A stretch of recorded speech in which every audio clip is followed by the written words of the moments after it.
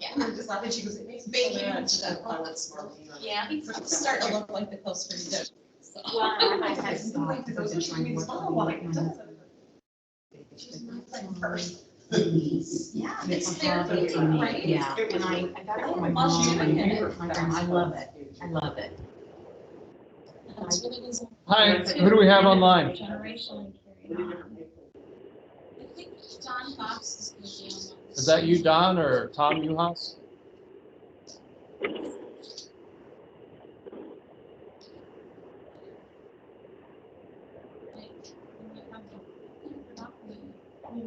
Can you hear me? Hello, Is that you, Don? it's Tom Uhas. Oh, hi, Tom. All right, we're just about to get started.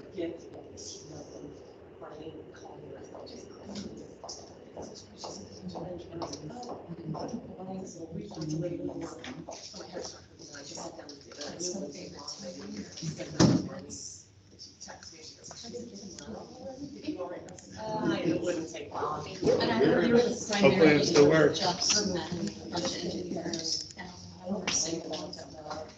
So they're not coming super hot. It's so easy to work. Some of them are cool in my house, not in the basement. One guy came up to thank the flower. This work. It is sweet. Wow. Did you tell me that people they send little thank you cards? Especially if it's been like a month or something. Yeah. You know, they're appreciating it. Yeah. Are you ready? I'm ready if you are. All right, we're gonna get started. Oh, okay. Okay, so you want to start with, we were expecting, I think, a larger crowd this morning, so he's going to say something somewhat formally, but I just wanted to start with explaining the why we got to this point, especially because a lot of you are so active in the community and can carry that sort of message of why out. You know, we're sitting right next to the amphitheater. We're in a building that got renovated as a result of our stellar planning initiative. And that planning started way back in 2015 and 16 when we were working on a comprehensive plan and an action plan. And so for all of these things that we're all enjoying, especially in a time of COVID, like with our trails, we can all recognize the importance of planning, the importance of getting your plans funded and your projects funded, et cetera. And so, you know, one thing that we felt like we really needed to do is put some focused planning on economic development. And this is because we came out of COVID recognizing that, boy, that had such an impact on our local businesses and our local residents. And, you know, when Culver Academy shut down, that took the wind out of everyone's sail in terms of business owners. So in order to be more prepared for that type of scenario, and just in order to have any kind of vision or plan for Culver in terms of economic development, we really thought we needed to go through this exercise and get to a point where we could have our own strategic plan for the town of Culver. And that plan could help drive decision-making on the various organizations that serve doing anything related to economic development. And so I think I've been working on a strategic plan at Troyer Group for one of the teams there. It's the environmental team, and this team is just exploding and growing in our company. And so take this time to pivot toward, okay, these opportunities are hitting us, but let's make sure we're taking advantage of them, and let's look at what our future looks like strategically. So as I've been going through that process with that team, it's occurred to me that philosophically, we're all sort of working in formation with each other like we did with Stellar. And I'm hopeful that going through this process with all the organizations that we've involved, including a county representative who came today, you know, I think a lot about birds that fly in formation, you know, the V formation. And I think about that in terms of strategic plan. Birds are migrating long distances when they fly in these formations, and they do this for a reason, because that lead bird needs the support of the uplift that the birds behind him are providing. That lead bird changes throughout that journey. The birds take turns leading that sort of bee pack. And those middle birds are important because they're creating that uplift. And then you've got the birds in the front who are making it easier for the lead bird. And one of the things I thought about with these birds, they take these long journeys like this as a team. And oftentimes changing leadership, oftentimes coming up against hazards, storms, you name it. But the fact that they stick together in this sort of formation shows how you can collaborate as a team. And when birds stand up and they dive into various locations, individual birds never get to the destination. And they actually never find their way home either. So this is sort of the drama of that broken formation. And I think what Jonathan and I have been talking about with each other for the past several months, and all of us as a community have been talking about with COVID and the impact our businesses have taken with that, is how do we strategically move forward as a team. And I'm a strong believer in collaboration, and I'm a strong believer in that bird metaphor. So my hope is that we'll walk through this process, and today is the start of that. And because all of us in this room combined, and all the other people who are going to join us throughout today and next week, have some experience in this area, combined, we don't have nearly the experience that Cheryl has. Cheryl Morphew, we've brought on as an expert to help lead us through this process, but also to give us some next steps and word ahead. And ultimately, if we come out of this with a vision for Culver in terms of economic development, that would be the outcome we're looking at. So I want to introduce Cheryl, who has this wealth of economic development experience. Her whole career has been involved in economic development, and I feel like we're really fortunate to have found her, that she would join us here in Culver, that the organizations who have supported this financially we're grateful to, and we are looking forward to it. So please turn it over to Cheryl. Great, thanks, Jenny. So before we get started, can we go around the room? Jonathan sent me a list of the folks signed up, and I want to put faces with the names that I saw. So we'll start here with you. I'm Chuck DeWitt. I'm Marshall County Building Commissioner, and I do the planning and zoning support for Culver. Sally Ricciardi, I'm on the town council. Lee Marshall, I'm on BZA. Paul Benedictus, I'm a resident and on the Culver Redevelopment Commission. Rita Campbell, County Council. Okay. I'm Rose Workman, I'm the secretary for the chamber. Thank you. Karen Schumann, superintendent of Culver Community Schools. Nice, great. Well, thank you all for taking time. I know everybody's busy, and as Jenny said, you know, we have to figure out how to do business today in the environment that we're in with COVID. And you know, Jonathan and I were talking before everybody got here, and you know, there's spikes going on all across the state. So you know, it's uncertain times, but we'll make through, right? So today is really going to be informal. I want you to ask questions if you have questions. Oh, wait a minute. We have folks online, right? Right. Yes, we do. Sorry. Yeah, sorry, I've got the PowerPoint up, so we can't see you now, but I think we've got, I can flip back over to it. Yeah, if the folks online, if you don't mind, we'll start with Tom. Can you hear me?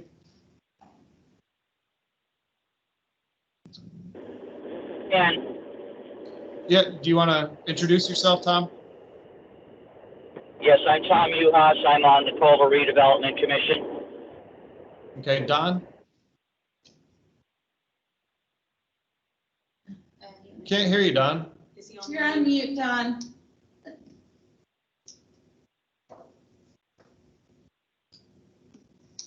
Cue cards. Yeah, no, I don't think you're on mute. I think you have a microphone issue maybe. So we heard Tom okay. That's Don Fox. He's on our Plan Commission and is our appointment to the MCEDC board. Oh, okay, good. Okay. And do we have a third? And Jenna, do you want to unmute and introduce yourself? Hi, Jenna Workman, Chamber Board Member. Okay, great. Well, welcome. Can you all hear me okay? Yes. I'm getting a head nod. Yes, okay, good. Don, if you want to put things in chat or text me if you have questions or comments, we can do that.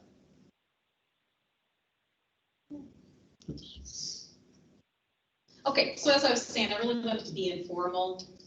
We're kind of today, it's really about a 101, just to try to talk about economic development in general and maybe cover some best practices and kind of get you thinking about your community and how it's grown to date. So as we move through this morning, be thinking about how has your community grown? Has it grown the way you want it to grow? Has it grown organically? You know, Ginny's already mentioned there's been some planning, some strategy, but maybe not to the level that you want it to be. So kind of think about that as we talk about these best practices and the roles of each of the team members, because economic development really is a team sport. I love your bird analogy. I talk a lot when I do presentations about the geese and the formation and how they fly. The one thing that I would add is if there's a goose that is injured or gets sick and falls behind, somebody falls behind with it. They don't leave that bird alone that goes to the ground or wherever they might end up landing. And that other goose or a couple other geese that fly with that will stay with that injured or that sick bird until it's better, and then they take off together. So that sense of team, that sense of cooperation and collaboration falls through the entire process, whether that is up in the air or somebody falls out. So I love the goose analogy. You didn't really say geese, but in my head, that's where I took it. So let's start. We'll start off with an exercise just to make Lee nervous, but I won't do Post-it notes just yet. I have them later for the process. So who would like to volunteer what they think economic development is or what it means to you? When you hear the word economic development, what do you think about? Yes. I think of it as being similar to corporate development or business development. In the same way a company might say, I'm a $250 million company, I want to be $1 billion company, and I want to go public. How do I get from where I am to that point? What strategic partnerships do I need? What sort of private investment do I need to bring in? And I would add on top of that I know you have a little point here about telling your story. And of course, Paul and I were both in executive search. That I would also add on top of that as a company, you have to really know who you are and be able to describe yourself in a very concise way to anybody who's going to make an investment in you. You have to know where you're coming from, and that definition of who you are has to go throughout the company. So I'm using a company analogy on top of a region, but I sort of think that for me, that process is very similar. Good. Who else? I think of it as like business attraction. How do you attract and bring business investment into your community? And maybe even how do you attract and invest in a workforce to be able to handle that business development side of it. So workforce development to me is a key part of economic development. Remember your name, I'm sorry. Karen. Karen, school superintendent, huge economic engine in our communities, right? That's where the majority of the tax base goes. So what does that mean to you as a school superintendent? So for more, it's talent development from little kids all the way through, and then in your town, looking at the talent that you currently do have, and also along with that, developing your niche. So we can't be everything, but we need to be great at many things that we have our talent that support that. So I think that's important to me right now, is that we define our niche of Culver, and it's been defined for us. And it hasn't necessarily enriched the economic development of the town, it's enriched it in other ways. But to capitalize on that niche and to make us grow more. Excellent, excellent. Good responses. So just some industry definitions of economic development. Improving the local business climate. You know, what programs and policies do you as a community have in place that's going to raise the level of all boats, which is really apropos since we're sitting on this beautiful lake. Normally, I don't have that asset to reference. Long-term investment, a number of you talked about that's going to lead to that community prosperity. That, okay, we're great, or we're good, but how are we going to take it to, wow, we are excellent and this is what we're known for? And that's really of understanding the process of economic development, what it is and what it isn't, to get to some of the goals that Jenny has talked about and some of the comments that you've all made about what your perception of economic development is. The biggest thing that I want to make sure everybody understands is there is no template here. There is no one size fits all. Single community is different, and every single community's assets, their challenges, their opportunities are all different. And so your plan, whatever that strategy and those policies are that you put in place, are going to be unique to you here in Culver, as opposed to your neighbor in Plymouth or Argos or name any community.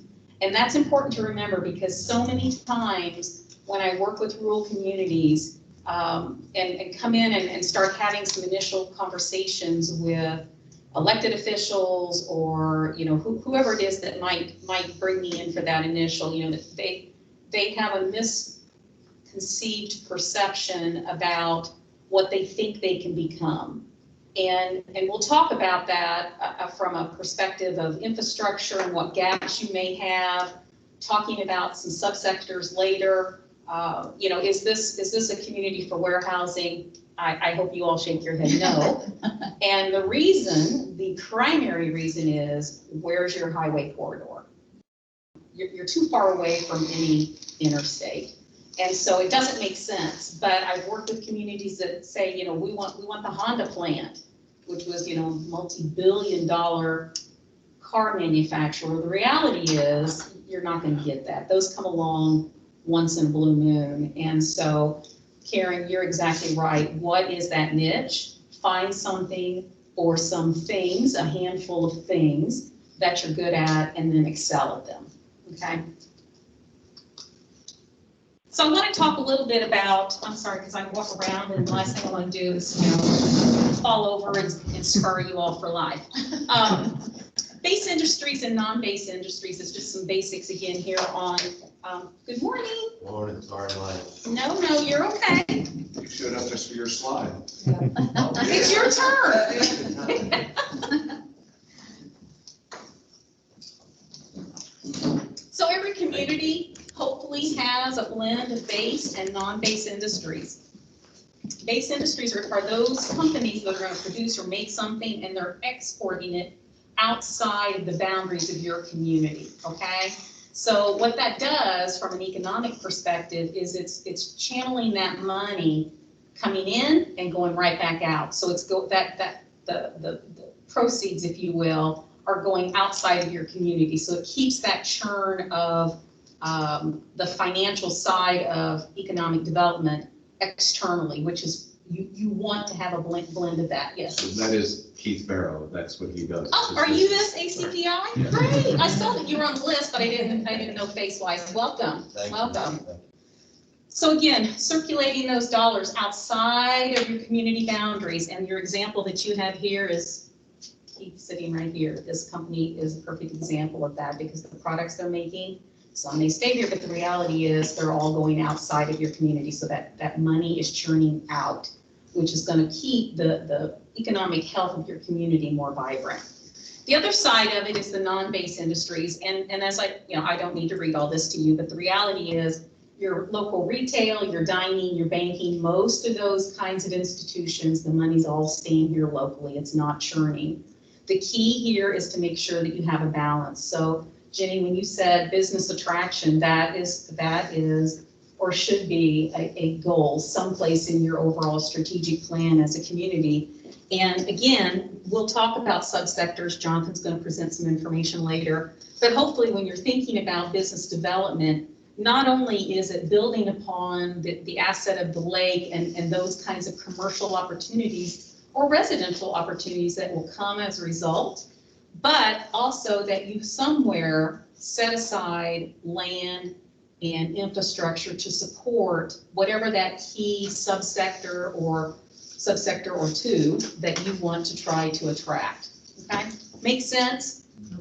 Okay, and again, Keith, this is informal. If you have a question, raise your hand, shout out, whatever, okay? So what is an economic development program? What should it look like? I always go back to this. This is an old image, but it still rings true today. It's the three-legged stool. So it's not only is it the economic development or the business development side, which we'll talk about, but it's place development, which you guys are doing well. And then it's also talent development. And so we'll talk about that here a little bit later. Oh, here, Scarlett. Don't you hate wearing masks? I can't lick my finger. And we had technical difficulties earlier, so Jonathan and I are using hard copies where we have notes. So let's talk about the economic development side of the three-legged stool. Basically, you have two aspects of economic development from a strategy perspective. You have the business attraction side, which, as we talked about, you've heard Jenny say, it's activities, programs, policies, and we'll talk about that when we get down to the incentives side of things, that's going to drive that new business development on the base business side of things, okay? So what are some of the specific subsectors? And remember I said when we started, be thinking about your community as it stands today and where you want it to be 5 years from now. What do those subsectors look like? Jonathan's going to talk about the knowledge-based sector report that your Lido did for you. So that could fall under the Internet of Things here. What would that look like from a base business perspective? You know, boutique data centers, if you're not familiar with those are not the big Google data centers. They are smaller companies that usually partner in together and buy into server equipment, and there's a third party that will have a smaller facility. You already have high-speed broadband here, your broadband certified community, which had verified through Johnson. So, I mean, those kinds of infrastructure assets are attractive to data centers. These bring in a lot of tax revenue. So you elected officials, that's your paycheck, right? As the town, that's the town's paycheck. They don't necessarily employ a lot of staff, but those they do get paid very well. So you may have a 30, 40,000 square foot building that looks like, you know, a business office, and behind it maybe 20, 60 to 80, 90 grand a year. So those are kinds of boutique where you've got some of your smaller medium box like a Walmart or a Kohl's, you know, all of these places have data centers, but they don't need the big Google power. So they might partner in with other like-minded companies and buy into that data center concept. Make sense? R&D, you know, we're going to talk about talent here. You've got Culver Academies. Obviously, you know, I looked at your website. So, I mean, when you're focusing on STEAM and STEM, it's important to know how then are you going to attract the kind of talent you want to support the kind of subsectors that you want. Make sense? On the business retention and expansion side, that is working with those businesses that are already in your community. And generally what happens is you will want to do, and we can talk about some best practices here in a second, but if you don't have some kind of annual visitation program where you're going in and meeting with Keith, I'm sorry, Keith, what's your position over there? Oh, he's the guy. So does anybody here in Culver come and meet with you on an annual basis? Yes. Really? Who? Was Chavez. Yeah, probably not annual, but we've probably every 2-3 years, the county's done a business expansion or expansion program, and MCDC kind of organized that. I think Jenny and I have went with him So you know. and Sally Okay. in the past. Under the previous plant manager. Did Jerry do one with you since the one we did with Brian? Yeah, we've been over them. Okay. Yeah, I would strongly encourage that you do it every year. And the reason is you're trying to build and maintain those relationships, and this is a small enough community that if keep left, everybody would probably know it, right? So if you do have leadership change in any of your base businesses, you'll want to make sure that you're going in there soon after the new person comes in, again, just to build that relationship. And the reason is you're trying to identify any opportunities they may have for growth and some challenges that they may be facing that they haven't yet told you about. And so if you can hit those right at the beginning, they're easier to address before they grow in and mushroom up to something that, you know, becomes public or what have you. So it's really, really critical to have some kind of BRE program, business retention and expansion program. And it's great that your Lido does it, but I'd love to hear that you two have gone, because it's one thing to have your Lido at the county level do it. Ideally, whoever your Lido is should be including you all at the local level when they go and make those visits. And it doesn't preclude you guys from also maintaining a separate relationship from your Lido. Okay. So I want to touch a little bit on incentives, but because we have such a broad, diverse group, we'll talk deeper with the elected officials. But what role does incentives play? So is everybody familiar with tax abatement? Okay, so you understand it to do what? It helps attract business. It does help attract business. How does it function? Provides relief to the incoming business from taxes, depending on the language they put in the abatement. Right. It can also abate tax on equipment and property for an expanding business, like we've done with ACPI under the previous name of LK, but that abatement is carried through to ACPI. So yes, the primary tools that a community would have would be your real property tax abatement, which is going to be a phasing in of those property taxes, statutorily up to 10 years. Town council has the authority and the flexibility to decide what that percentage is and for how many years, up to 10 years. You can also then, as Jenny mentioned, abate personal property equipment. So that's going to be logistics type of equipment. So even, you know, you have inventory on staff or on site. So let's say you're putting in a new racking system or a new software system for your racking system. Even though you're a manufacturer, that's still considered logistics equipment that would be eligible in addition to any kind of manufacturing equipment. For instance, you're going to put in a new line or what have you. Also R&D equipment. So we talked about R&D facilities. We talked about some of these boutique data centers. You're going to talk a little bit later about the whole knowledge-based subsector. A lot of that is software and data-driven. So that kind of equipment would fall either under R&D, depending on what they're doing, or under IT equipment. So not only is it for manufacturing or logistics, but also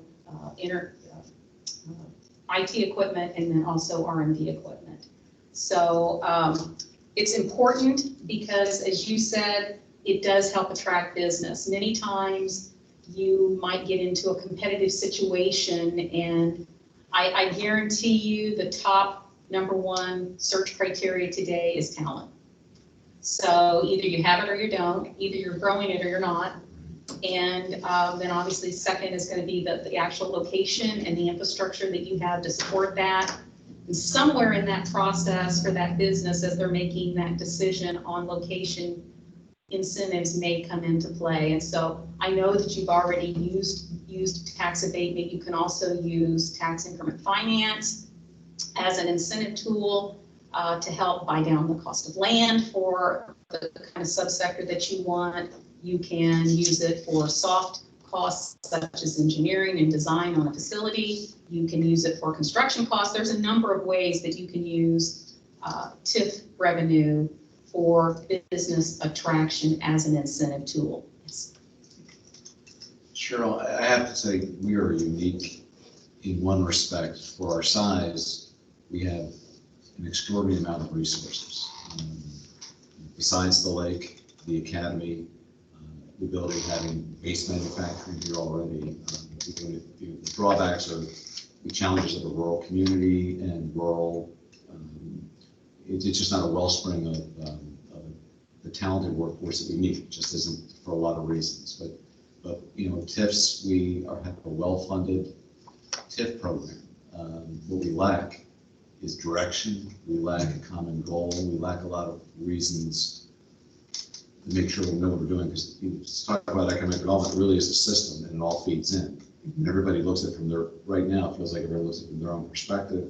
You see what's important to them, and it is, but in the ordering of it, it's not necessarily the right priority. So, you know, it's not like we have we really lack funding. We actually have a lot of resources and tools. We really just need to have a process to get there. As you're talking about this and think about, oh, that's not a problem. Well, that's not, well, that is a challenge, but we also have a junior college up the street. We have, so you start thinking about these things, and it just, I don't know, we brought it, I think it's more of a question of bringing it all together. And that's the key. I mean, when we talk about the whole idea of a strategy and policies that you put in place, Jenny mentioned it earlier, you know, talent development is economic development. Tourism is economic development. And we're going to talk about that here, about what role does everybody play in this, because everybody has to be on the same page. So, you know, as you're talking about, yes, you have a lot of resources, but where's your direction? And what's that forward-looking vision? We're here and we want to get here. What's our path?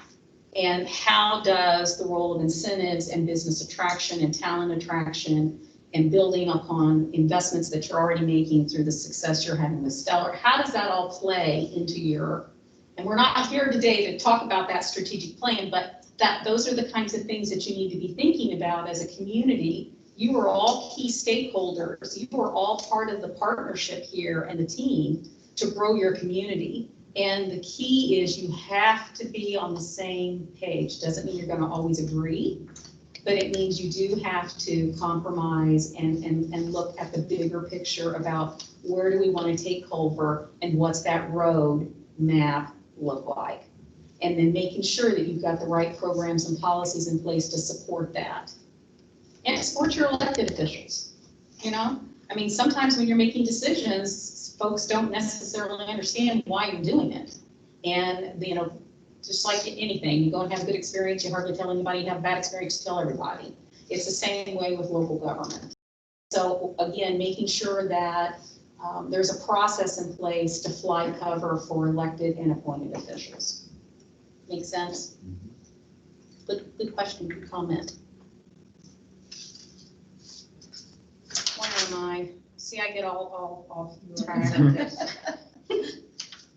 Okay, so any questions about the use of TIF or tax abatement? Again, I wasn't going to spend a lot of time on that just because it's a diverse group here. Just want to make sure everybody has a functional knowledge of and support of. I mean, do you have an issue here in your community when the council or the redevelopment commission is thinking about incentivizing? Do you have people in the community come out demonstrate or come out and say anything, or do you feel like ours is more loopholes that we have to find in order to use those fundings the way that we, for example, housing is one of the things that we want, year-round housing and families moving into the town for year-round, and how you use that money to incentivize that person. There's some loopholes you have to jump through, and it's whether we are able to do those. Well, and I didn't check, so it's based on housing permits. Jonathan, you probably know. Yeah, we had too many. Seriously? And it's, yeah, so there's a residential TIF component that the state added a couple years ago. But if you've had a certain number of new home permits in the last 3 years or whatever it was, and we're so small, it's by percentage. We had 33 new homes built in 1 year.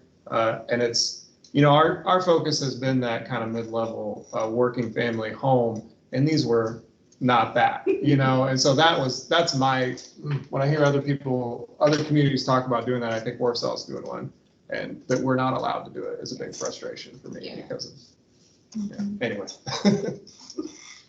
Talk to your state legislature. that's right. That's all it does say. I do it every day.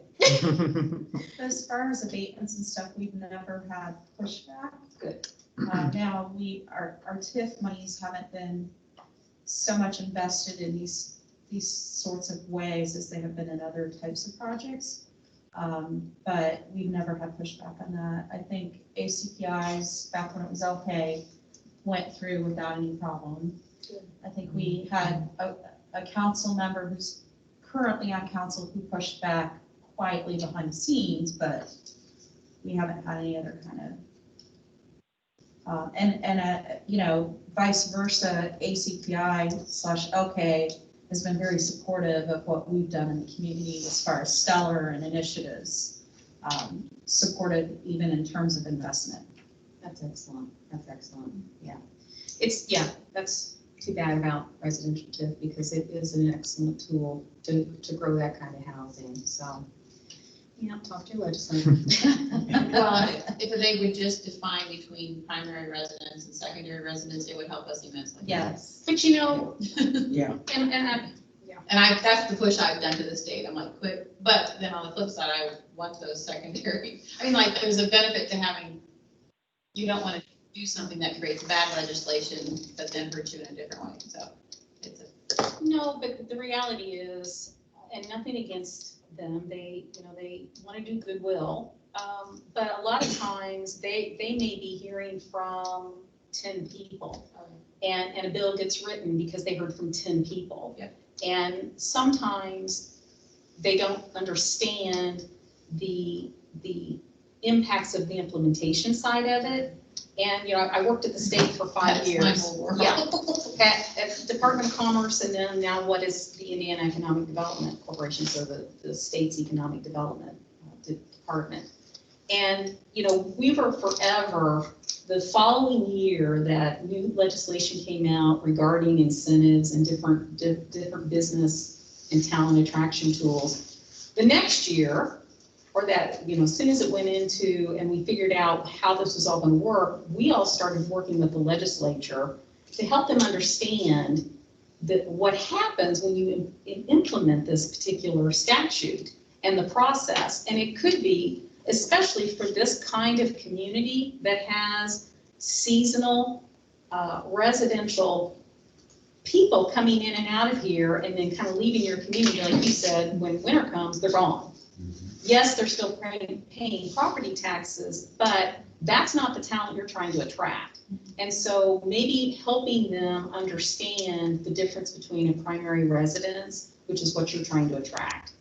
Because it is still brand new legislation, and it took communities that can qualify for it. It took them a while to figure it all out and what that looks like. And it's a fantastic program to partner with a developer and put in infrastructure or whatever it is to try to get that kind of housing that you want. So I would strongly encourage you guys to do that. Great discussion. Okay, let's talk about talent development, which is the second leg of that tool. Talent attraction, we already know that you're trying to figure out how are we going to bring in the kind of talent that we want for the kinds of jobs that we want to support.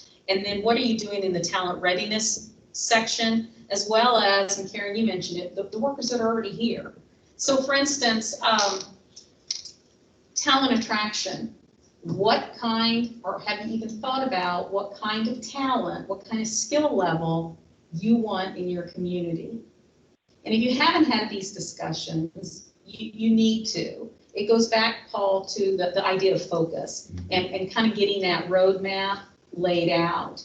Do you, Karen, sit down with Keith and all the partners that are in here on a monthly basis? Do you have a workforce development coalition that meets on a monthly basis? Well, you should. We're talking about some best practice thoughts. And here's why. One of the things that I always tell employers, especially on the manufacturing side, the schools are making a product we're all going to buy at some point. So as a producer, wouldn't you want to know firsthand what issues Keith might be having with the local workforce that comes into his plant that came from your system? And if you're sitting in a room together and the chamber's there, and you've got elected officials there, and appointed officials there, and, you know, it can be, you know, Ivy Tech, Culver Academies, are they at the table, and if not, why? You know, again, another economic engine in your community for talent development. Main Street, all of these organizations have a role to play here. Correct. So what are you doing to bring that discussion to the forefront about what can ACPI, right? ACPI. What can they be doing to help build on the skill sets from the K-12? You know, do you have internship programs? Would you like an internship program to help? What about some of these other local businesses that might want to have an internship program? So when it gets to the talent readiness side, all of this feeds this. Because when you're talking about business attraction, again, the #1 search criteria is talent. Can you demonstrate that I will be successful in recruiting the 25 people that I need to make my business successful in your community? And if you tell How that, can you? and if you tell that business, you need to bring those people with With you, you, they will never show up. No, it doesn't work that way. If you tell them, come here and have your people here, and this is a great place to live, which it is, it'll never happen. But that's what I'm looking at as a school corporation, is what do we need, like, what we're doing is great. We need something new. Yeah. That brings new talent and that brings those families in. And it has to be something that isn't done within a 50-mile radius of us, so that people then intentionally choose us and bring their family with them to us. And not that we don't want to support everything else and have a niche that supports ACPI. The problem is we're so small that everybody does everything. And then when you talk about the majority of your workers are not Culver town. They don't live here. They're Stark County mostly and Pulaski County people, which is still part of our corporation. But you go beyond the town of Culver, the economic price tag drops immensely. So to get those people to commit to moving into the town of Culver immediately, they can't afford that level of that. So we have to attract a family that can afford Culver. So that's, you know, it's all related. Or you gotta make that's a disparity right now, because there are people who do not want it more affordable. Or what we think is affordable isn't affordable. And we'll see what happens with the paddocks, the 72 units that we've just built that do have some income base. Yeah, that's But it's a great issue, it's a complex issue, and you even have to think outside K through 12. You have to think of the community college that's between here and Plymouth. We have to think about, how do we draw talent in and say the talent's within this area and dance that fine dance of, I don't want to talk about Argus, so I don't want to talk about Plymouth schools. I want people to come here, and we have to locate a career, a reason for them to come here to raise a family, to have a family, and we have to be able to say, here's your talent attraction pool from Rochester, Plymouth, whatever, to here, so come here for the job. Well, a part of it too is that there's been a disconnect for a long time between academy and community school. And with that, the town's in the middle of it. And so I do feel like we've created a greater bridge between those, and in my realm, that my employees understand that it's a benefit, it is an asset that we need to make sure that we are fulfilling things. If somebody has the privilege to go there, that's their right to have a privilege to go there. At the same time, we need to meet that same talent on a different level on the community so that we're greater serving people. So there's been a mind shift that has started to occur within my community part to make sure that we are, so that's one of those niches, the academy is one of the greater employees of Marshall County. What do those people want in a public school, and what do they want within, so that they don't go to South Bend or other places? And I've been researching that for 3 years, and each one of them has an individual need. there's not, the one need that I do think would help us is that if we started a youth hockey type program at our school, that would then, what? Lead into using some of their resources. Yes, and well, we would build the facility for us so that youth hockey can be within our facility, because it's a certain level of family that can afford hockey. And then if you get enough population here, it becomes more affordable to other families that currently exist. But you have to market a niche, like Southside Chicago, bring all your families. You're saying they don't want to bring their talent to here, but if it was something that brought them here because they want that for their children, that's, I think, is a big, and maybe my vision's too tunneled with that, but. Well, it's a double-edged sword because, you know, as a community, you've got to grow your own tax base, right? You know, you all have your own role to play, but the reality is the only people that care about municipal boundaries are municipalities. Workforce is regional. So, you know, when we talk about some kind of coalition, I know you're without a Lido now, and I don't know who's running the show there, but, you know, why not look at a county-wide effort to bring everybody together and to start having these conversations about talent growth? I don't know if it's hockey, but maybe some school really needs to be thinking about internships or youth entrepreneurship that's going to give those kids a better view and a better preparation for jobs and a career. And, you know, some of these careers we don't even know about today that are going to exist. So it does go beyond just your community, but if you aren't at least having the local conversations that can play into the broader county-wide conversation, you really need to. Because, again, you're making a product, Culver's making a product, where is it going? You know, if it's going outside of your community, how are you going to get it to stay here?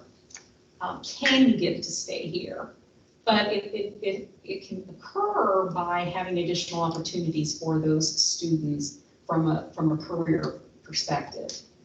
And I'm sorry, Lee, you had your hand up earlier. Yeah, I was just going to say, all of these new homes that Jonathan was talking about that are around the lake or such, I'm probably the only person that gets to get inside and see all of them. Lucky you. Yeah, sometimes. But I also get to talk to the homeowners periodically. One of the nice homes over on East Shore, the lady said, "Oh, Culver is just so wonderful." She said, "It's like the Hamptons of the Midwest." And when she said that, it turned my stomach, because I'm thinking, is that all there is? You know, and one of the things that's happened, and I'm sure everybody sees it, but maybe not the same way that I do, we've bought and sold a lot of properties that are on lakefront around Culver in the last 5 years. We've had tear downs, rebuild, new homes. Right now, we don't have many of those properties for sale. We're seeing infill in the town. People are buying a home, tearing it down, rebuilding, and that's their vacation home. That's inside of our town, close to downtown, and it helps us in no way. Except for a tax base, we have revenue that we can, but it's tied up in. Right, so, you know, to me, that's something we've got to, we can't stop it, but we have to encourage the other side so much that they're now looking at saying, hey, this is a great town and I want to live here year round. You know, we have, the Academy is one of our largest employers. One of the things that I've done, as well as Karen since I've been here, is reach out to the Academy, make relationships and friendships there, and tie that into the community. My son works at the Academy, been there, he just started this year. He's their construction superintendent. He oversees all the new construction and things. And he's talking with Jeff Cooch, who we know is in charge facilities director over there. And one of the things Jeff just told him last week, he said, you know, we need to include the town. He said, we have relationships there now that we haven't had maybe ever. So they're recognizing it too, from their side, that they have relationships they've never had. Jeff's a great partnership, and Yeah. I have him looking for all our plans too. Right. So, you know, I think, you know, there used to be a separation there, and I think we're building a bridge. At least we can reach across it now and help each other. Karen, can I ask you a question? What percentage of kids go to Culver schools that actually live in Culver? So it is about 12%. And most of those parents. But now if you go into Marshall County, it's larger, but just the town of Culver is, and, I don't know if you, Keith, are you specifically asking what percentage of the kids that are in town go to Culver Community A School? lot of kids get trucked in. Yeah. yeah, it's right around 10, 12% by the town. Wow, that's crazy. But that's, Then what there's is- nobody moving here that has kids, or unless they're a teacher who's coming on to the academy. That's what I was gonna say. And then those, we're trying to encourage them to choose us, and providing them the things that they would want so that they choose us, because there's been that disconnect for a long time too. So I know a few parents that live here that have kids that go to your school, and that's exactly what they do, is they work over here at the academy. And, you know, we're paying about $15 an hour average, so nobody's gonna move here for $15 an hour. No. They can't, not possible. And the concept of young families having the down payment for a certain home is not. So we've even talked about that kind of as an incentive to families to attract them to move here.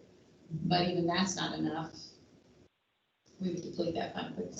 See, to me, when I hear these discussions, and it's, for me, it's all about the numbers. And we in Culver had our referendum to raise taxes for the school. You know, it's like, oh, how do we get more kids to come here? And then I am involved in some groups in Plymouth, and I was up there, they're doing the same pitch. And around here, you can send your kids anywhere, you know that. So Plymouth is like, oh, Culver takes our kids, and Argus takes our kids, and Culver's going, you know, oh, Argus takes our kids, and Plymouth takes our kids. The bottom line is, there are just not enough kids. There are not enough people. Correct. They're not enough. So if we can talk about incentives or whatever, even if we got them all, it's not enough. And so to me, I think thinking regionally sometimes and thinking of regional mobility, here's Keith saying, the people who work for me don't even live in Culver, right? So people will drive to come and work there. I got asked to work on a gigantic project, but it's the commuter rail, the potential commuter rail would start in Chicago, go down through Plymouth, over to Warsaw, all the way down to, you know, Columbus Airport. Those kinds of projects, I know that's huge and a decade-long project, everything, but that level of mobility won't necessarily bring more affordable housing to Culver. And in a way, maybe that's not our niche. Do you know what I'm saying? Maybe that's not who we are. And I'm not saying that's true. I'm just saying that sometimes when you're talking about this and you're talking about incentivizing, you can incentivize a little group all you want, but it's still a little group. Right. It's still too tiny. To me, it's how do you hit the numbers where it makes sense? And that's really outside of Plymouth or, you know. The last thing was we don't want to compete with our Marshall County schools, and even, I'm in the 4 counties, all 4 of them, not just Marshall County. And you're right, the population isn't there.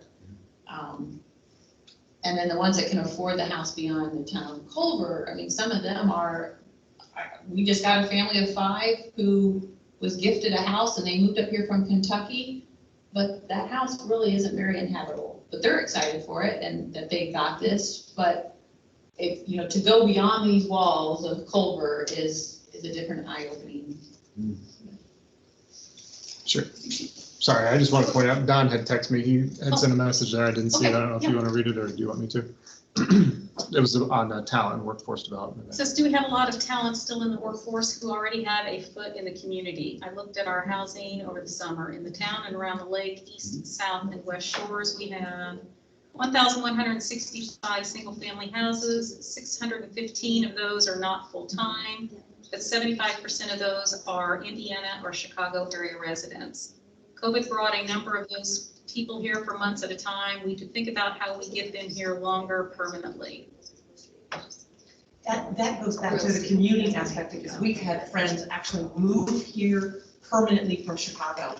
And now they're reverse commuters or Valpo. So some people have made Culver their primary residence during the COVID crisis, but that can happen more if transportation were more available. That goes to actually the point I was saying, the more mobile you are, the bigger your workforce can be. It doesn't necessarily all have to live here, but, kids could come from someplace else, whatever. But Talent development's a big issue for us. Yeah. Huge. It's a big issue everywhere. And that's why I was saying, I would encourage you all to have some kind of coalition built around talent development.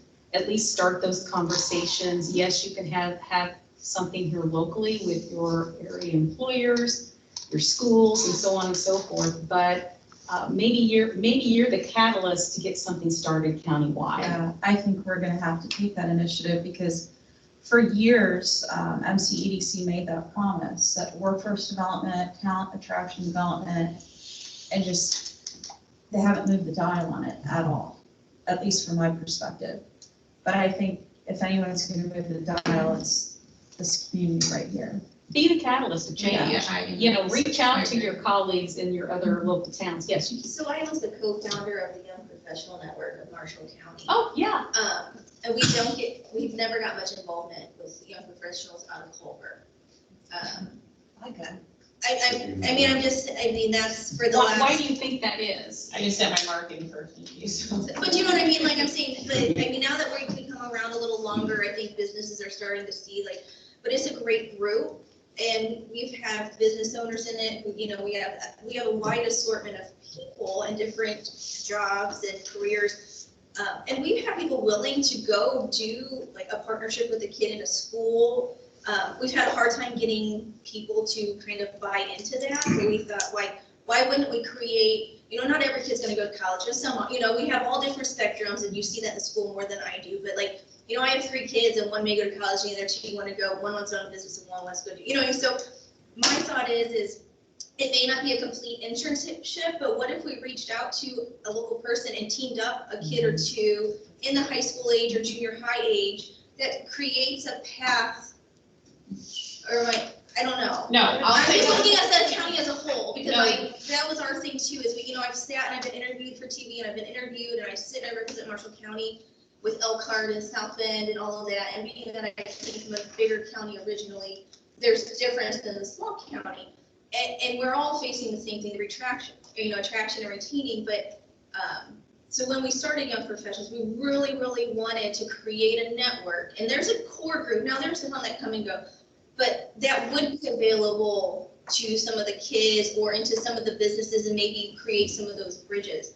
So we asked for that about 3 years ago from the person who's no longer in the seat to create I'm the human, who does my guidance counselor contact because this kid is interested in this? And that there's a one-to-one contact, and it wasn't able to get developed. So if that could be developed, we are totally on board. And that's a Marshall County on board. Every one of us superintendents have asked. I think it has to be part of this workforce. And maybe, coalition. And we have it with the chamber. It's just one aspect of it involved the Young Professional Network. I think the Crossroads team is primed for taking on an initiative like that as well, because, we've gathered all those stakeholders across the county, including education, Young Professional Network, and we've already done that foundational work. We just have to make our initiative stellar. This needs to be an initiative for all of us. The other thing I would tell you is that Culver, one of the things unique about Culver is we have tons of retired business people here. We've done amazing things. My God, they would love doing a one-on-one. Yeah, and maybe it's not just the young professionals, but I know we had talked about it well, before COVID and everything hit up, that was trying to, we had people who own businesses that were willing to take a child and kind of create, not like a big brother, but something where there was a bond, but also like a guidance of saying like, you know, this is this path, or if you're, you know, like this is what we did, maybe this was a college needed and this one wasn't, depending on which each student's choice was. But there is, you know, utilizing also the retire, you know, there are a lot of people here who have done amazing things and have run big companies. And it's just trying to figure out how to create that. You could even do a meeting, you could But put the- kids in a meeting with them Where you want the young professionals is we're still having kids. Yes, right. You know, I mean, Let's get back on track though and get Cheryl moving forward, because I mean, this is all really important, but I do think it should be part of that's a piece of forming it. Yeah, Obviously, you hit a nerve, huh? Yeah, I usually do. But again, just hearing the conversation, I'm thinking, oh my God, take this, create a coalition of stakeholders, you know, get your community college involved. Who's your work one person? Start having these at a countywide level. You know, the idea of call it young professionals, whatever, to me, I'm hearing it as an outsider, and it's about mentorship. And you've got retired executives here, tap that talent. You know, why not youth entrepreneurship programs that can be started in the school with some small program? You know, there's a wonderful statewide program called Innovate Within. I can give Jenny more information. Started Up Foundation, which is the programming side of Innovate Within. Innovate Within, if you aren't aware, it's the largest student pitch contest in the country, and it's right here in Indiana. And it was started by a teacher. So, you know, whatever. There's lots of things that we can do to build that pipeline and create some policies and some strategies that you all buy into and work towards to kind of right here, talent readiness. I mean, because I can't say it enough, and you know it. As soon as that student gets into kindergarten, bless you, they're in the workforce pipeline from kindergarten on. You know, on the incumbent worker side, making sure that your employers, especially your manufacturers, are aware of training grants that may be available at the state level and any kind of monies and things. I mean, it's just, again, making sure that we don't forget about skilling up the incumbent worker here in your community. And even at a countywide level, I mean, if you go down that path. Excellent conversation. And something I'm very, very passionate about. Oh, wait a minute, I've got the clicker. Okay, place development. I think you guys kind of have this down. But We just don't talk about it. I was just getting ready to I never say. mentioned it online, we're very. Yeah, I'm gonna be very honest, you know, that's what consultants can do, right? I had a hard time finding information, looking through all of your websites. All of your websites. What happened there? John? Okay. I've been these 3 years in my capacity.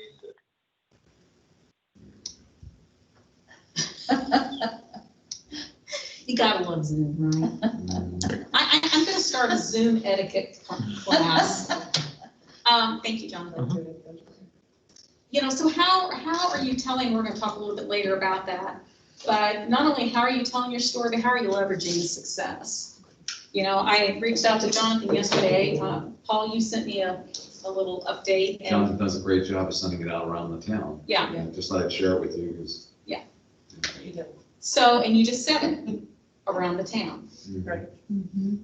Okay, but, you know, as we're talking about workforce talent is regional, growing your community, you've got to tell that story beyond your town boundaries. And this, Alexis, keep going. Another beat. Somebody joining. Oh, okay. I thought I let her in.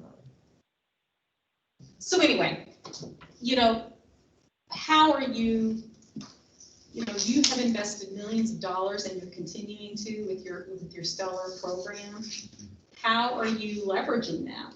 How are you letting people know what Stellar is? Not just your programs, but as an outsider, and I'm not, you know, my job in economic development is I've got to be thinking as an outsider. Even when I was the Lido in Johnson County for 11 years, you have to think about your community as an outsider, because people that are looking at your community are generally from the outside. And we all get used to our community, right? You take things for granted and you don't even see things because you're in the town all day long.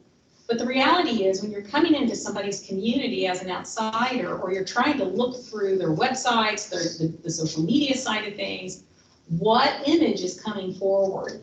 And as I said, I had a hard time finding, and I knew you were a stellar community. That's problem one. Problem two is, as an outsider, if you're from outside Indiana, what is stellar? What is stellar? So, you know, as each of your stakeholder groups are talking about what you're doing here and the millions of investment that you're putting into your community, that speaks volumes to any kind of corporate leadership that's thinking about investing millions in your community. Because they're not going to go to a community that isn't investing in itself. So how are you making sure that they understand just really what this is and how impactful this is to your community? So it's like we need something that says stellar is a designation that evidences yes, local investment, state agency investment, lots of pictures of ribbon cuttings, like collaboration. we're rocking it here. We're a community that works together to get stuff done. We already talked about this, so we don't need to go over that, but it is so much a part of the place development stool leg. Because if you don't have the place, it's all moot, right? Leveraging tourism, oh my God, you know, I got here early, I'm usually early, I had an extra 30 minutes, I drove around a number of times. You have some incredible assets, and we've talked about finding that niche, you know, finding those things that you do well and focus on just excelling at those. And tourism should be one of those things. And how do you build upon that as a sense of place? And again, how do you tell your story regionally or sub-regionally? You know, if we're looking at the major metropolitan areas, yes, Chicago knows about you, but what about the people down in Indy? I don't know. A lot of people down in my neck of the woods, down in Johnson County, they got a lot of money in White River Township and Center Grove schools. So, you know, you know, some of them go to Lake Schaefer. Really? This is beautiful. But they need to move here. Yeah. We need this. They know, Indianapolis does know too. We need to say our lake beats your lake. Yes. and that, again, that's that double-edged sword. Yeah. It brings continuous tax revenue, but that talent, whatever it is, whether it's the executive level, you know, mind talent that leaves, it's leaving on a seasonal basis. And maybe that's okay. Maybe that's okay. Cheryl, we also have tons of farmland north, west, and south of this town. This town can grow in a way that people can move in here. But if we don't have a plan, you know, our tourism's been erratic. Our tourism activity has been erratic. I couldn't tell you who we are when I drive around the county, which is where we do some of our advertising. I know who we are. I see two kids jumping into a lake on a big billboard on 31, and that's about it. But, you know, we don't talk about ourselves. We don't have a plan to talk about ourselves. We have a lot of turnover in certain parts of our organizations that have led to that. But, you know, and we know it's our strength because people keep coming here. We just don't know how much more we could bring in. We haven't thought about it. And that's the challenge you face on the place development leg is, you know, you've got these, but how are you leveraging it? Because again, I was given all the websites. Yeah. And, you know, I have to say, and maybe this is a weird place to put this in, that Johnson County website was the best website I ever saw that took the overlay of collaboration and tourism and the business, and you had every single solitary business listed on the website. And I mean, I know it took a lot of work, but when I clicked on that website and it had like a member of the chamber walking with someone from, whatever, and I was like, well, that would never happen in Culver. They would walk together, let alone speak to each other. But the point is that if I'm looking at it as an outsider, right, I'm a business, and I'm like, these guys collaborate. So if I go there, things can get done, I can talk to people, we'll be on the same page. Sorry, just a shout out to that website. That's a great well, website. thank you. The issue is talent is gonna look, today's talent is gonna look for that place to live, right? And do all the things they want to do. So you've got that one nailed. If somebody's into water sports and so on and so forth, this is a great place for that kind of active, living young adult, and then they'll worry about finding a job later. And they'll commute to find that job. They'll drive 60 miles, because that's generally an hour here in Indiana, thank God. But as you're looking at it from an external view, people are going to do a lot of their homework through social media and through the websites. I looked up your school, great website, you're a B, go to the Department of Ed website, and this is a problem a lot of schools have. You go to the Department of Ed website, and what is it? Stupid things, all data driven, right?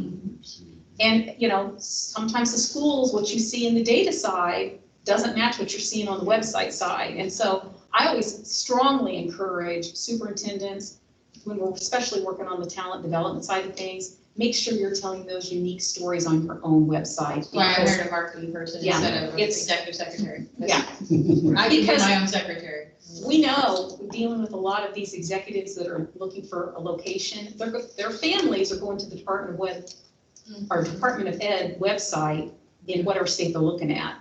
And, sometimes. Even on Zillow rates schools. Yes, they If you're do. looking at a house, they'll tell you if it's a 9 out of 10 or a 4 out of 10. Yeah, and so how do you change that? Okay. Promoting the community investment, again, we've kind of talked about that with all the millions of dollars that you're investing, and the fact that you've created housing in your Culver or Cavalier Park, right? All the things that you're doing are incredible stories to tell about your place, but this is a fantastic place to live. Not just take your word for it, demonstrate it. Somebody said that word earlier, it's demonstrating. And then how are you going forward on investing in additional community amenities, whether that's infrastructure that you need to support, whether it's the A word, annexation. A lot of communities don't want to talk about annexation, but the reality is if you want to grow, you may have to think about moving your boundaries. I think there's an element though of, and this is probably my biggest pitch to a lot of academy parents, would be that if you really believe in Culver and you love that you came to Culver and that you're sending your child to Culver, but you have littler children still that are in the system, you need to invest in that too in order for it to be the best that it can be. And how do you sell that to people? I mean, and I don't want to say to people like that, that's negative, but like, give us a chance and let us show what your kids can become, because you as parents are invested in your children, and that's what it takes to be successful in education. Instead of, I'm going to go to Plymouth, or I'm going to go to South Bend, or I'm going to go here, or I'm going to go here. I think part of that is getting Culver academies to invest in the community too. I mean, if they're isolationist about campus life, I mean, we need more of their people to get invested in the community, serve on boards, volunteer, and that was one of the reasons we even wanted to do middle income housing, to get some of those people to live here too. Only 40% of their faculty and staff live in town now. We need them to invest in the community. And I think it's a matter of convincing leadership there too, that needs to be one of their strategies. It's not a strategy right now. Sure. Didn't mean to interrupt applause if that's what was happening. Comment from a Culver Academy employee who's on this call, roger that, so. That was not. Okay, good. You have the most emotional sell to have out there. I'm trusting you with my children's education. Right. So you're asking, I'm just projecting to myself. You're asking someone to say, I'm trusting you. You have to give me a compelling reason to trust you. And you have to give me a compelling commitment to trust you, because I can only educate them once. It changes their trajectory. to go back and redo those grades. You have to be able to show me. And by the way, that's the same issue as a business. You're asking me to trust you. Go ahead, trust you with my business.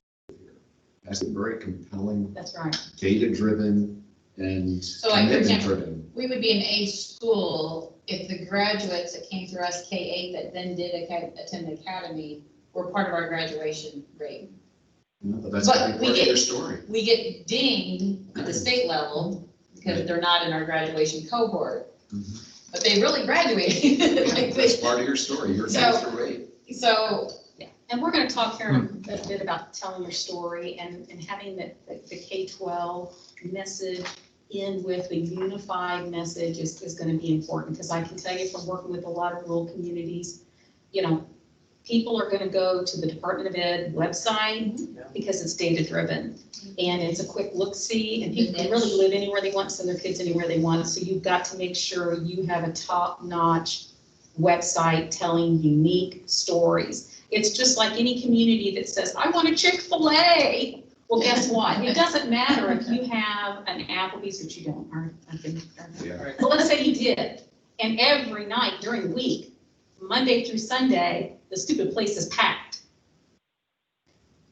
People that are looking for where to locate dining and retail, especially those big chains, they sit behind a desk and they look at data. And if you don't have the rooftops and the income to prove it, they're not coming to see it. Doesn't matter. So, you know, you were saying, just give us a chance. It doesn't matter. right. They're gonna look at the data and they're just gonna, and I always want to go, just come to the community and see that the stupid Applebee's, and I'm sorry if anybody, I'm not down in Applebee's, it's just, you know. Exactly. You have much better restaurants than Applebee's. Exactly, Okay with it. exactly. But you don't get a chance. And so sometimes you don't get a chance. But like Paul said, it's finding that unique, Compelling, yeah, because, sense of the or other side of that series of desk is thinking stories. something very important to them, and it's gotta be compelling for them to do that. And I'm sorry, we're almost, which always happens. So if you need to go, I understand. So, but we're most of the way through. So preparing for growth, we've kind of had some of these conversations already, but it's about thinking through what you want your community to be. What kind of industry? You know, can you be successful in the recreational manufacturing subsector on industry? Can you be successful with agribusiness if you consider station? You know, you look at someplace like a Beck's Seeds or someplace where they have these showcase fields as all part of their international selling process, and it's a multi-million-dollar business on seeds.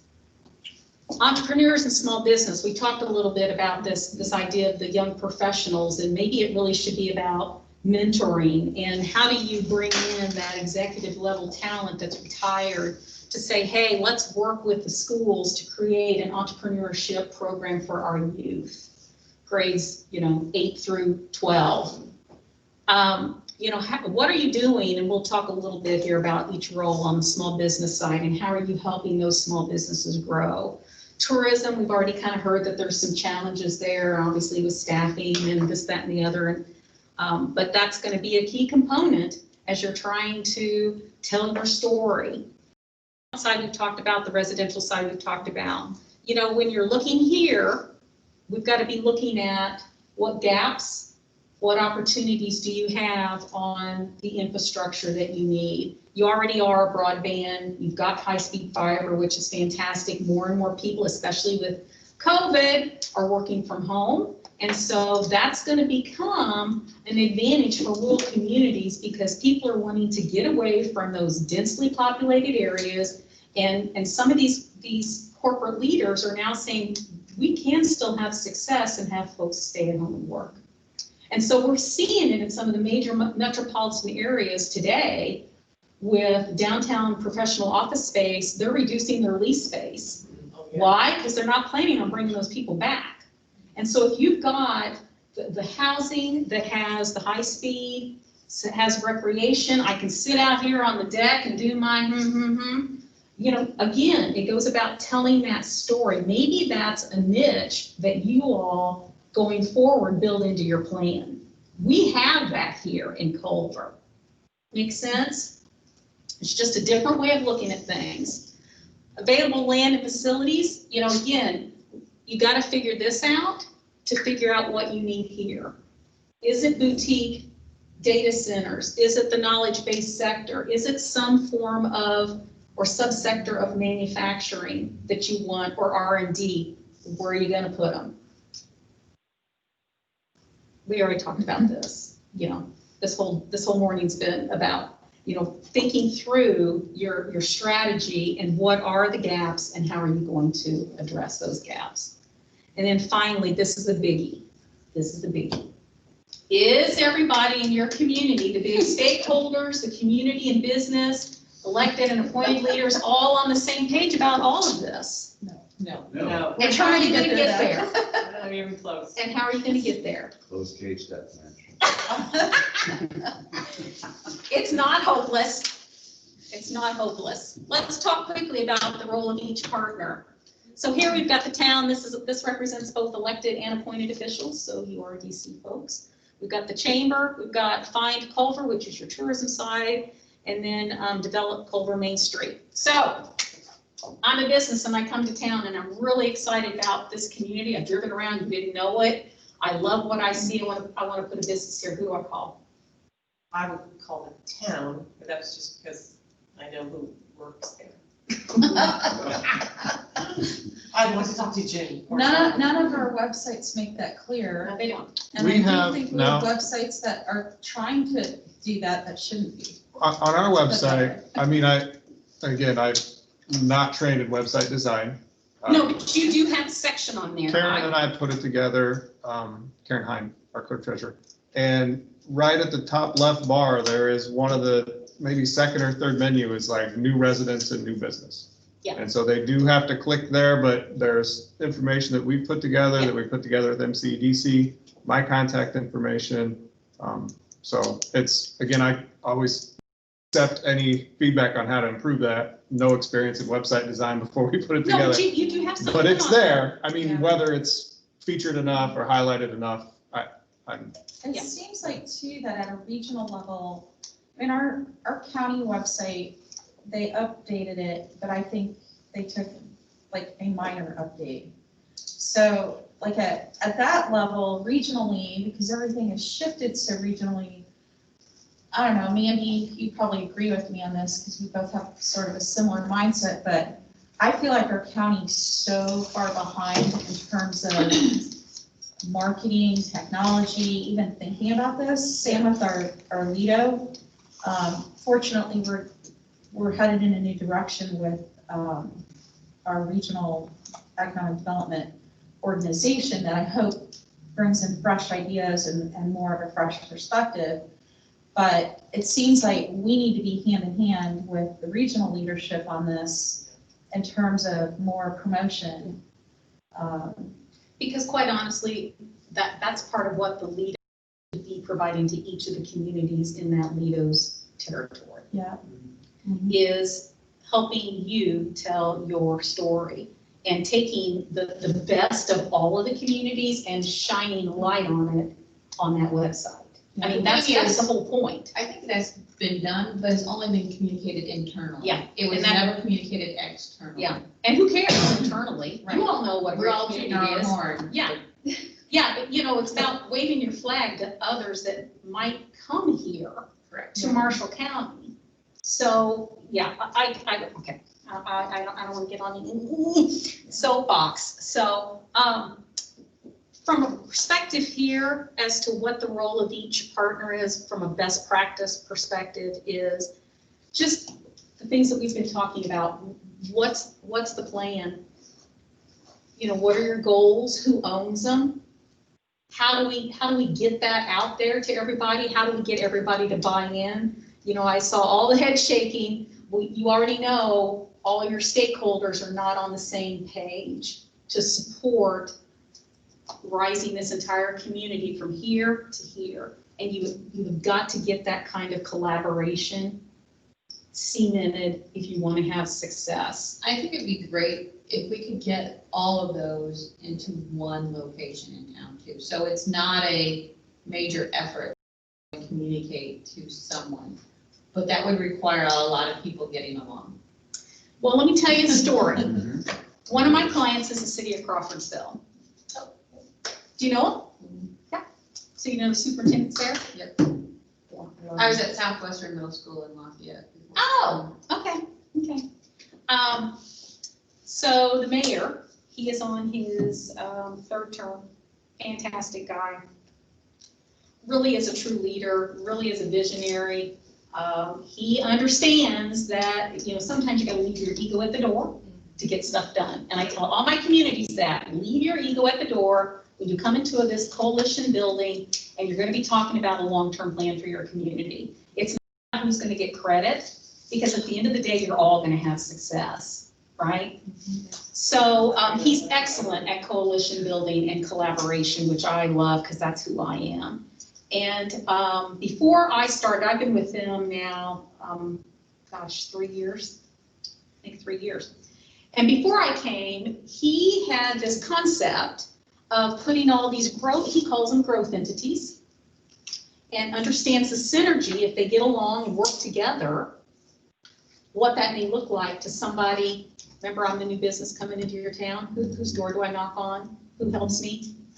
He had a vision of this one-stop shop of all these growth entities. And so the Chase Bank had a location there. There's a multi-story building. They weren't using the upstairs. So his idea was he pulled everybody, including the Leadership Academy, into the floor. Okay? He said for the first year, he was constantly, again, they weren't all getting along, constantly over there trying to resolve the griping and complaining that was going on over the stupidest things. Well, they got this over here and, you know, we need to change it. It just stupid. It took 1.5 years of him working with them on a regular basis to understand we're all in this together. We all have a role to play. This is a team sport. Oxygen that's flavored with some. So he got them where he wanted them, and then they were a stellar community in 2015. And one of their cornerstone project was they acquired the PNC Bank building, which is a 4-story building. PNC still leases from them. City owns the building. You have tourism on the first floor. You have the second floor is all co-working and rentable space for entrepreneurs and people that are traveling. They're part of the passport program for small business and entrepreneurs. Third floor is Wabash College, their center for entrepreneurship, because Wabash College is in the community. And the fourth floor, I have an office there. I also have an office in City Hall. Our chamber is up there. The manager that manages the whole building and the co-working, he's there. Main Street's there, and then it's all. Who did I leave out? Tourism Chamber, maybe. That's everybody in Main Street. And the Leadership Academy has an office there, and the Volunteer Center for the county is there, all in one building. And that was the whole concept, is that if somebody comes into town, everything that they might need, we're all in the same location. And because we all work together, we meet on a monthly basis with the mayor facilitating.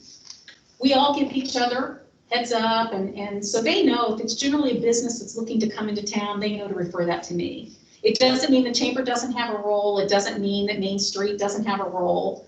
But what we have here is with your chamber, again, it's a membership organization, right? They're there to support that existing industry base through programming, networking. Generally, it's going to be the non-base sectors. They're going to have the base sectors in there as well, mainly because a lot of those base sectors feel they should be a member of the chamber. But for small business owners, it's an opportunity for me to maybe get a new client. So it's about having some training programs and some networking opportunities and so on and so forth. But they have a role to play for business attraction because they can maybe have the relocation packet information. Maybe when we give a site visit to that community or that company that's coming to town, we all are in this site visit together because we all have a different perspective to tell. I can tell you, once you're here, here's all the services and programs we're gonna be able to offer you as a chamber member and connect you and so on and so forth. If I'm the tourism, hopefully this person's gonna be telling you about all the wonderful things that go on in this county, right? And this community to say this is a great place to live for your employees. If I'm over here with Main Street, and I'm going to be very honest, and if I offend anybody, I'm the consultant. I can do that. When I went to this website, I was amazed, not in a good way, because this to me looked like some kind of business development, economic development website. Hey, if you want to start a business, blah, blah, blah. And what I found ironic is down at the bottom, they had what the National Main Street mission and goal is, which is community or downtown revitalization and beautification, but yet the big 3 tabs were if you want to start a business or if you have a business and you're looking to, what? Who's on first here? Who do I call? The goal of Main Street is truly, if you look it up at the national level, it's really about beautification of your downtown and maintaining that and supporting these kinds of downtown nights. If you have, night at the beach, whatever, helping with events and stuff. I know I'm getting head shakes and stuff. So I'm just, again, telling you how I see it as an outsider. That's okay. Here is, again, we're talking about having the vision, setting the strategy, understanding what role incentives play, how we can work with these entities to attract that business, how we can all work together to attract that talent. If you're trying to build on residential, if you can't use TIF, maybe you talk to some of the realtors. You had a perfect example, and I wrote it down, for next week's discussion. If you're seen as the Hampton of the Midwest, that might have turned your stomach, but from an outsider, that's a pretty high compliment. So maybe we'll talk here at the end, who's not at the table? Maybe you need some of these people at the table. Maybe you need some realtors at the table to tell you what they're hearing from outsiders. Right. Yep. Were you wrong, Ron? I am a realtor. Okay. I will tell you as the economic development person for the city of Crawfordsville, I am always working with the local realtor group because they can give me a perspective on the housing that I don't have. I don't live there. The mayor works with them because, again, he's trying to, unfortunately, Crawfordsville does qualify for the TIF. Sure, can I just ask one quick question? Where are all these people again? What was the building that they used to create this extravaganza? Bank building. What was it again? Yeah, Did you say that? It was we all clicked. Oh, you have it. We have a bank I just building want to downtown. make sure. You do have that big building downtown. Yeah. No, I mean, I just wanted everybody to hear that. And it was a Wash over stellar. us again. It was a stellar, and they leveraged with TIF. They leveraged with TIF, the purchase. Just wanted to wash over everyone. And they call it the Fusion 54, using all of these growth entities together, 54, because Montgomery County is the 54th county, and it's called Fusion 54. I think one of the things about that role slide too, I think what brought us here to get to this point is I think from a leadership perspective anyway, I know Jonathan and I at least recognize that we aren't driving the vision from the town level perspective. And I think we need to, because I think we've driven other visions and planning that have had good results. But right now we're kind of got comfortable with the stellar plan and implementing it, and we got out of that collaborative meeting. We should be continuing those sorts of collaborations with different initiatives now. Workforce development, talent attraction. To me, we shift into that planning and drive that vision, and have each of these groups at the table and some other ones as well that aren't represented there. But none of it scares me because we've done this before with a different type of initiative. Yeah, and that's the key. You already demonstrated that you can work collaboratively because you won stellar. Okra's not going to give that money out and give that designation out to communities that can't get their act together. So you've demonstrated it. But I know stellar is an overwhelming, and those are long-term projects. But if this vision isn't set and this isn't supporting this vision, and again, we'll talk at the very end about who's not at the table. These are some of your key folks. you know, that helps you all as elected officials and appointed officials set certain guidelines on what you're going to spend your money on, right? So that's why it has to be driven by the community from the elected and appointed from the town's perspective, because that's who's in charge of the money, right? But if you're not finding success with pulling this is a team sport, and collaboration is essential. And this is the conversation about, you know what, check your egos at the door. We're lifting the level of all boats here. We love where Culver's at right now, but we want to be excellent up here. We want to go from here to here, and we need you to help us do that. So that has to be part of the plan, is getting everybody, and like I said, it took the mayor of Crawfordsville about 1.5 years to get them all not fighting for one another. And, well, they got a bigger office than me. Really? Is that what we're here for? You have to do that, Jonathan. That's your job. Okay. We've already talked about some of this, but again, what's the story? What the compelling, I love that, the compelling, the unique stories that you need to be telling, and who are you telling them to? Who are you collaborating with to do that? You already talked about getting the LEDO involved, your regional economic development group. All of you are part of that regional team, and everybody needs to be figuring out what their unique message is to feed into that broader audience at the regional level. You know, we've kind of talked about some of the disconnect that I saw in going through all these different websites here in the community. Man, we've got to get that changed. And whatever, you know, one of the things I saw was, where did I see it? Stellar Town year round. Okay, if that's your logo, if that's your tagline, thank you. It was great meeting you. I'm glad you came. Hope you found it valuable. If that's your tagline, then everybody needs to be on the page and figuring out where that story fits and that tagline fits in with their respective social media, websites, so on and so forth. You know, I talked to Jenny, you know, maybe you guys do a podcast. I'm a big podcast because I got a lot of windshield time. But maybe that's a way to, you know, do it every couple of weeks, just kind of telling what's going on. Because you'd be surprised, some of the people in your community may not know what's going on, right? And podcasts are far-reaching and they're free. Okay, God love you. Ah. Oh my God, it's finally your turn. He was going to share, I'm going to shut up. Good discussion, so that's all good. Okay, you got your. Yeah, I just got 2 quick slides. There's Oh, one. you want me to drive? Yeah, go ahead. Okay. Just one thing I wanted to include as part of this is the Town Council and Redevelopment Commission, I think at the beginning of this year, started talking about knowledge-based business recruitment plan. And several of us, myself and members of council and NCRC, met with Jerry and Greg at NCDC and started trying to put together this draft. I'm going to give you the quick highlights. I've got a couple copies if anybody wants to see the full thing, but you know, we go through the definitions of knowledge-based business.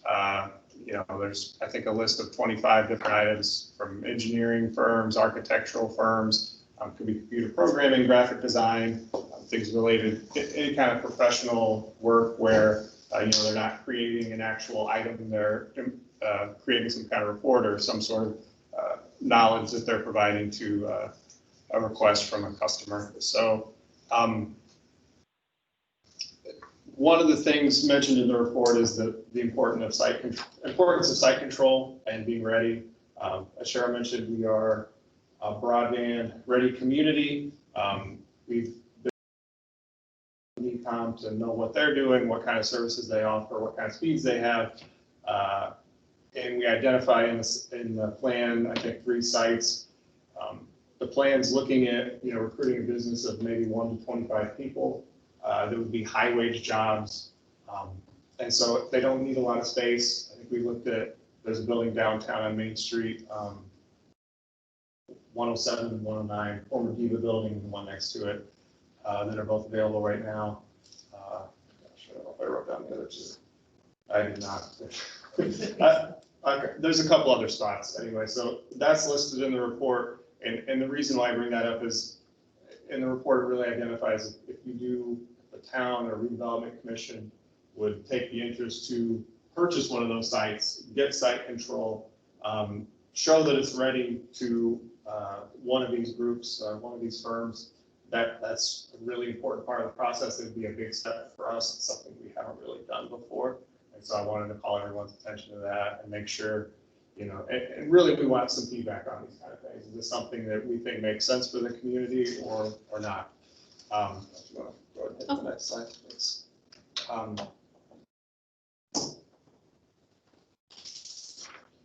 So the plan then lists a few strategies and tactics. It's got 3 sections. The first one is to prospect for and develop leads. The second one is to implement a public awareness campaign, which we've talked a lot about in general for the community. And the third one is developing a business attraction tool chest, which again goes into some of the things that Cheryl was talking about as far as incentives for those businesses.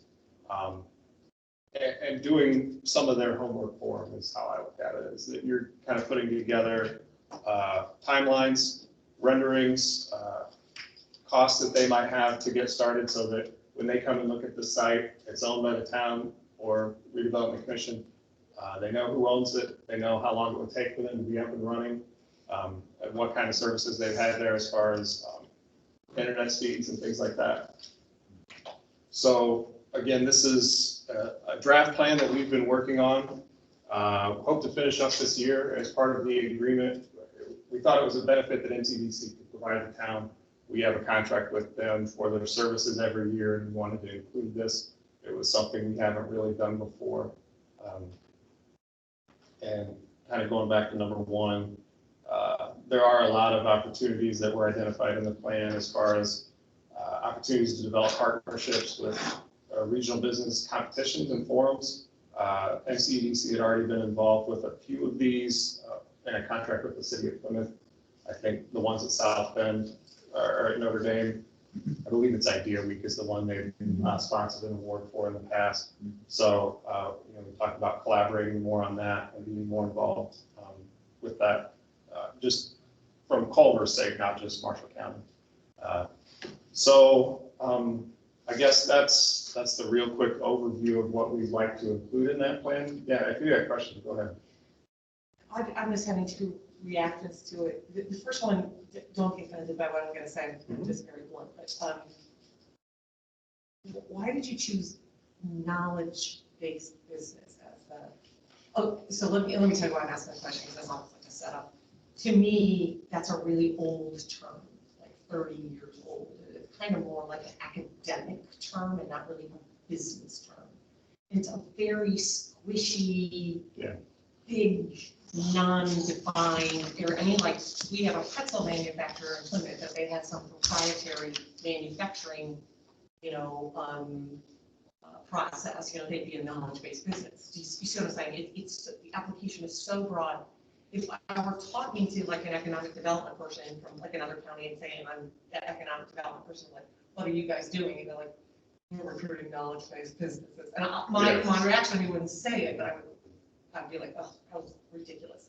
I expect them to say something like, wow, we have a lot of people here, believe it or not, with clean room experience because before XYZ company moved to China, it worked for them. So we're looking at, vertically integrated semiconductor manufacturers with at least $500 million in revenues. Like, to me, that's a definition. Oh, sure. Like, yeah. So you know what I'm saying? That's something I think we can refine in this. Well, and my next point was going to be, this seems way down the line. So there's about, the whole concept seems way down the line when we don't even really know who we want to be and what we want to do.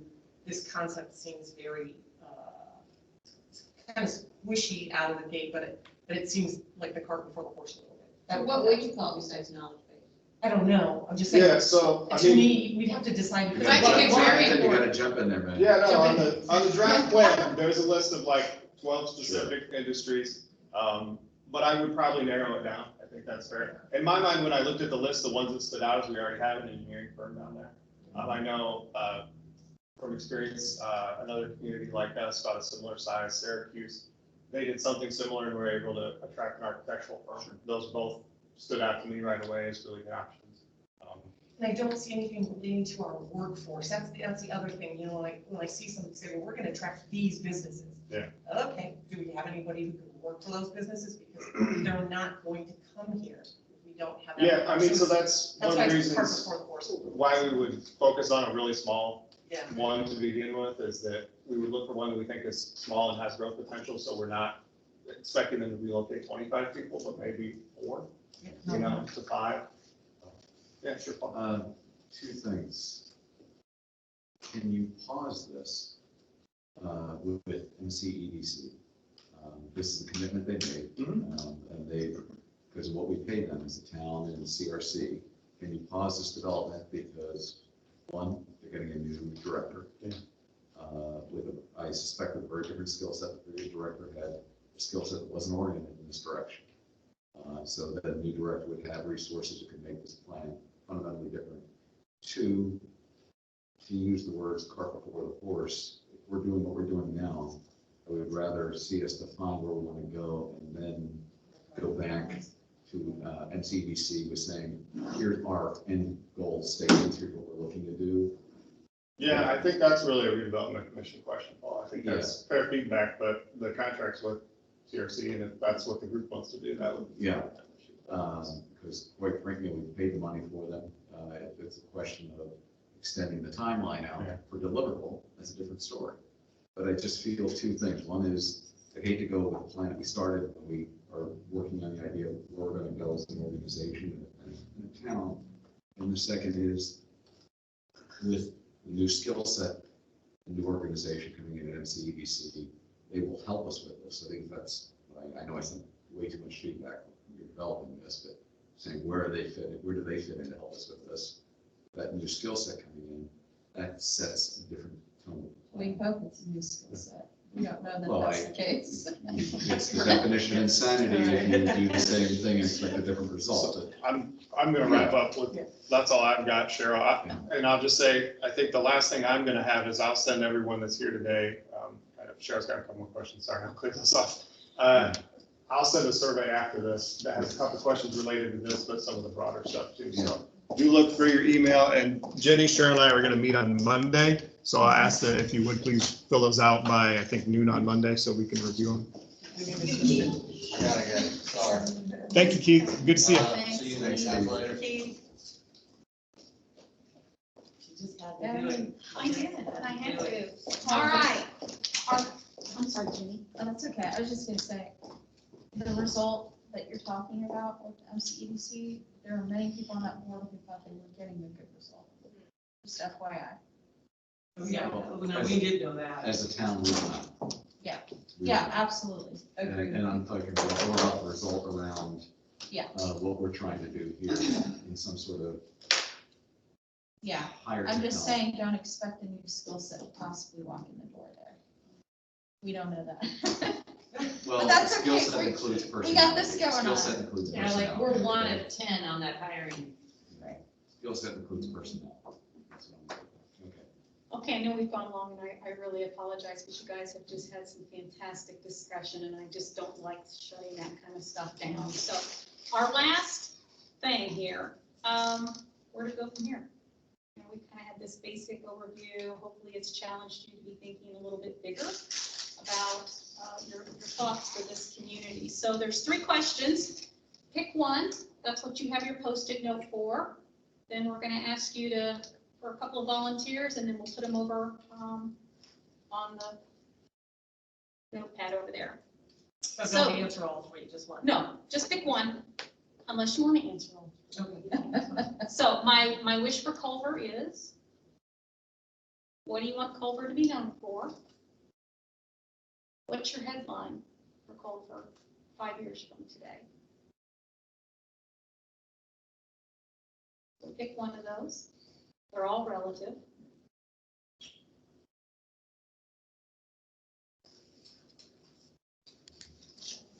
You want one? Sorry. I should give Jonathan one too.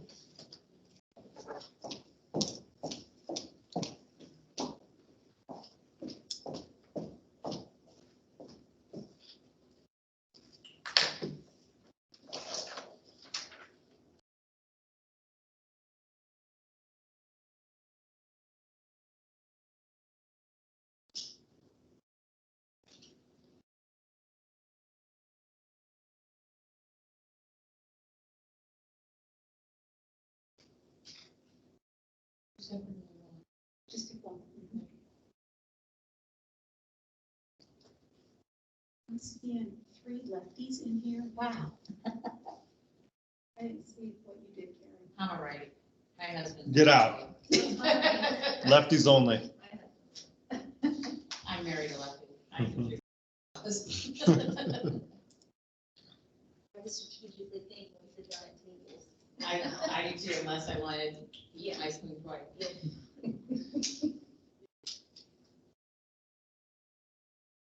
Do we get to change, Jonathan and I get to change this throughout each of these sessions? We have to answer a different one It each might time. change by the third one, right?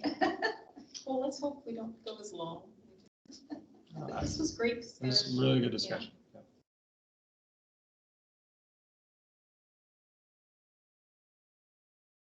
So if you're done and you can remember which question in your response, you can put your Post-it note on the poster board.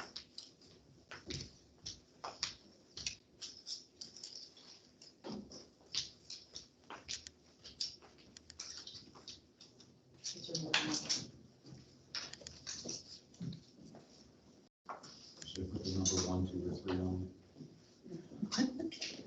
I did, Paul. It always comes down to the same, yep.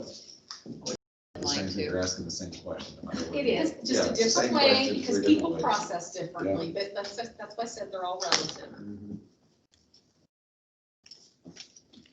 So who Not that I have wants, 2 votes, I just wrote more. that's okay. So who wants to volunteer? Who wants to volunteer? Is it Sally? Yeah. Sally's been quiet. Sally must be a That picker. was going to stay that way too. Well, I guess she told us she's Oh, not Sally. gonna volunteer. Wow. She takes it in and she's a Mine picker. is sort of it's on what you want to call it, for. I grew up here, came back here after college. And I don't have children, but I want to call it, a great place to raise children, to live, to work. And so, Fantastic. We have another volunteer? What was the name? I'm sorry. We were having a Well, second. then you volunteered, didn't you? Just asking for one more volunteer. Say what- Oh, okay. Yeah. Okay. I'm volunteering for it, okay. Which question? Oh, sorry. That's all right. Which question did you? I did the headline, And what's your headline? that this is a great place to educate your children and to teach to the world.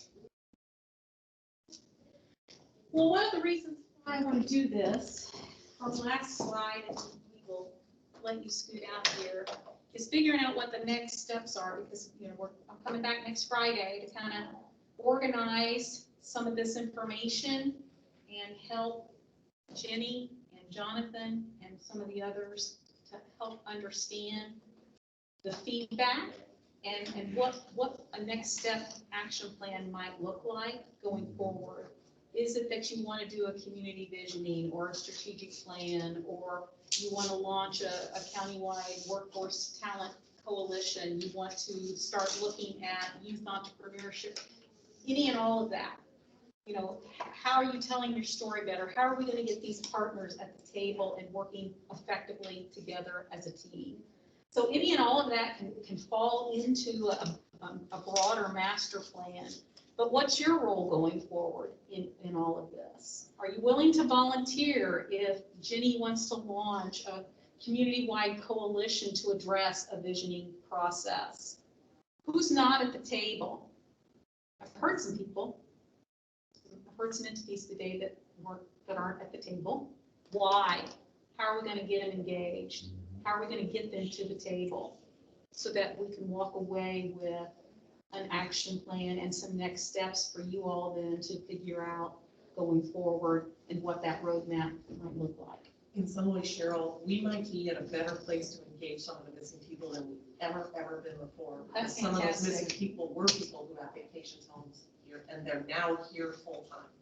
They're now actually full-time Culver residents, and so So like, at least those missing voices anyway could be a part of it. Is it possible that, like, the person who's on the Main Street, the person who's the chamber, and the person who's the town, and the person who was the fourth one? Redevelopment or? Tourism. Sorry. Is that shouldn't be one person, right? No, those are all individual. Like, I mean, like, you like- like today. Because what I'm getting at, we pay each one of those a little bit to be on those, except for the town part. That it's not worth one person to jump into that role. Well, if you were really going to be looking long-term, you really want somebody focused on Each one of those. each one of those, yeah. Because they all bring a different level of experience and expertise to the table, and they all have a different role to play, but it all feeds into the team concept of what you're trying to do. So, yeah, I can't see them that separate. being, and, you know, quite honestly, your tourism is legislated by the state. So there are very specific guidelines about what that looks like. Okay, so just some final thoughts to take away. Just wanted to thank everybody for coming. Andy, thank you for coming as our rep. Can I stay for a little bit of the next? Yeah, Just to see a different perspective. Yeah, any of you are welcome to stay and take a snack with you because there's a lot back there and I can't come back to my house. There's only two of us. By the way, killer brownies. So, thank you. We're Thanks so so much good. for coming, you guys. Thanks, everybody. Thank you. I just have to say, Jonathan. I wasn't picking on you, Jonathan. That knowledge base